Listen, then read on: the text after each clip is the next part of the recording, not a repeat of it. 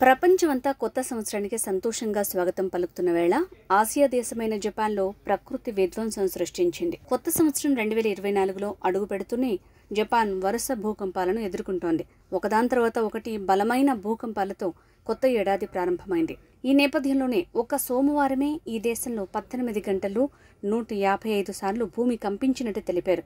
కేవలం 2 గంటల్లోనే 40 ప్రకంపనలు వచ్చినట్టు అధికారులు తెలిపారు. జపాన్లో 7.6 తీవ్రతతో వచ్చిన భూకంపం కారణంగా సునామీ వచ్చే సూచనలు ఉండొచ్చని ఆ దేశ వాతావరణ శాఖ అధికారులు ముందస్తు హెచ్చరికలను జారీ చేశారు.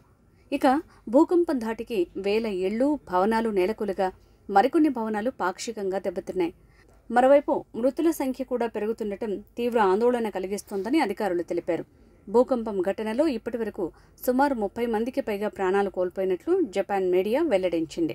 అందులో ఇషికావా నగరంలోనే అత్యధిక మంది మరణించినట్లు తెలిపింది.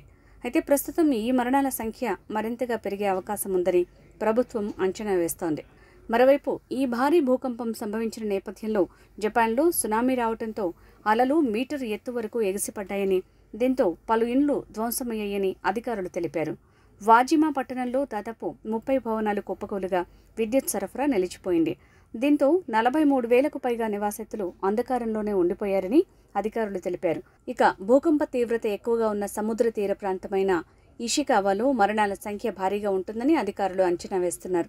అయితే జపాన్ వాతావరణ సంస్థ సోమవారం జారీ చేసిన సునామీ హెచ్చరికల తీవ్రతను తగ్గించడం కాస్త ఊరట కలిగిస్తోంది.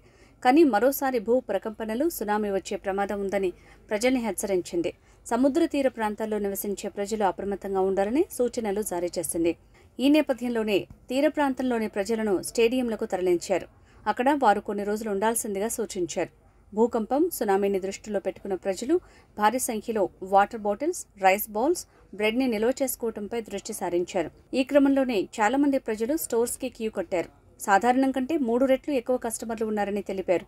ఉత్తర కొరియాతో పాటు రష్యాలోని కొన్ని ప్రాంతాలకు కూడా సునామీ హెచ్చరికలు జారీ చేశారు. భూకంపాలు, సునామీలపై సమాచారాన్ని సేకరించి నిర్వాసితులకు త్వరగా సూచనలు అందజేయడానికి జపాన్ ప్రభుత్వం అత్యవసర కేంద్రాన్ని ఏర్పాటు చేసిందని ప్రధానమంత్రి ఫుషియో కిషిడా తెలిపారు.